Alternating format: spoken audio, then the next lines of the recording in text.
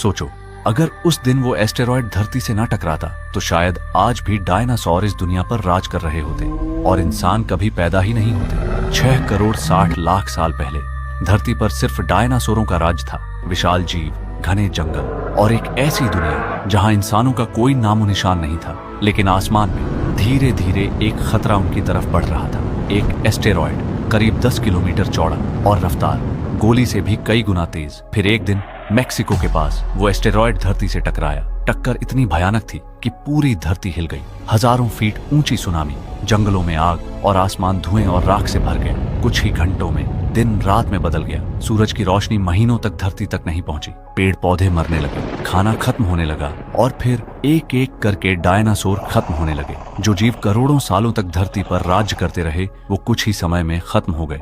धरती की 75% जिंदगी हमेशा के लिए मिट गई। लेकिन सबसे हैरान करने वाली बात यह है, अगर डायनासोर खत्म ना होते तो इंसानों को कभी मौका ही नहीं मिलता, क्योंकि उनके खत्म होने के बाद ही छोटे जीव इवॉल्व हुए और करोड़ों साल बाद इंसान पैदा हुए। यानी हम इंसानों का अस्तित्व एक एस्टेरॉयड की वजह से है। अगर आप जानना चाहते हो कि कैसे डायनासोरों के खत्म होने के बाद इंसानों की शुरुआत हुई तो पार्ट 2 के लिए कमेंट करो। पार्ट 2।